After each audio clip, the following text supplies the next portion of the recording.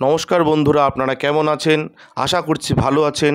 আমাদের চ্যানেলে যদি আপনি প্রথম বা নতুন হয়ে থাকেন তাহলে অবশ্যই চ্যানেলটি সাবস্ক্রাইব করে দিন এবং ভিডিও ভালো লাগলে অবশ্যই লাইক, কমেন্ট এবং শেয়ার করবেন।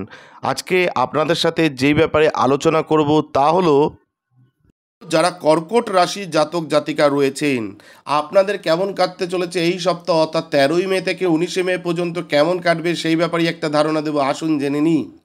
এই সপ্তাহের শুরুটা আপনার জন্য শক্তিতে পূর্ণ হবে না এবং আপনাকে ছোটোখাটো বিষয় বিরক্ত হতে দেখা যাবে। যারা কর্কট রাশির জাতক জাতিকা রয়েছেন এমন পরিস্থিতিতে আপনাকে নিজেকে কিছুটা শান্ত করতে হবে, অন্যথায় আপনার খিটখিটে স্বভাব আপনার স্বাস্থ্য নষ্ট করতে পারে। আপনি যদি এই সপ্তাহে আপনার আর্থিক অবস্থানকে শক্তিশালী করে অর্থ উপার্জন করতে চান তবে আপনার জন্য সাফল্যের মন্ত্র হলো আপনার অর্থ বিনিয়োগ করা উচিত শুধুমাত্র সেই সমস্ত লোকদের পরামর্শে যাদের আসল চিন্তাভাবনা আছে এবং আপনার থেকে বেশি অভিজ্ঞ। তবেই আপনি আপনার অর্থ রক্ষা করে মুনাফা অর্জন করতে সক্ষম হবেন। এই সপ্তাহে আপনি গৃহস্থালী কাজে আগ্রহী হতে পারেন এবং বাড়ির অন্যান্য মহিলাদের সাহায্য করতে পারেন।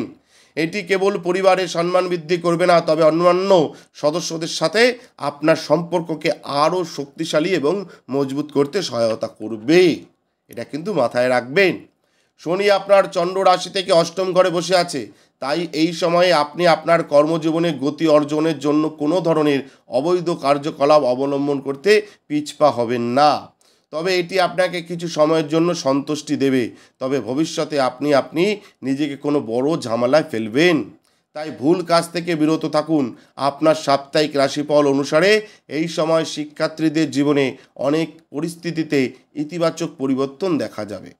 আপনি যদি প্রতিযোগিতামূলক পরীক্ষার জন্য প্রস্তুতি নিচ্ছেন তবে এটি তার জন্য সেরা সময় হতে চলেছে, কারণ এই সময়ে আপনার রাশিচক্রে অনেক গ্রহের আশীর্বাদ থাকবে, যার কারণে আপনি ভালো সাফল্য পাবেন। যারা কর্কট রাশির জাতক জাতিকা রয়েছেন আপনাদের বললাম এই সপ্তাহ অর্থাৎ 13 তারিখ থেকে 19 তারিখ পর্যন্ত কেমন কাটবে সেই ব্যাপারে একটা ধারণা দিলাম। আপনাদের যদি ব্যক্তিগত কোনো সমস্যা থেকে থাকে তাহলে আমাদের স্ক্রিনে দেওয়া নাম্বারে অবশ্যই যোগাযোগ করুন। আমরা চেষ্টা করব আপনার ব্যক্তিগত সমস্যা সমাধান করবার। ধন্যবাদ, ভালো থাকবেন। জয় শিবশম্ভু। প্রচুর মানুষ ফোন করছেন, মেসেজ করছেন, তারা সঠিক দিশা পাচ্ছেন। এর জন্য ধন্যবাদ ঈশ্বরকে যে তিনি আমাদের সেই ক্ষমতা দিয়েছেন মানুষকে উপকার করবার। ধন্যবাদ। জয় শিব শুভ। হর হর মহাদেব। জয় হরগুরি জয়। জয় জয় মা তারার জয়।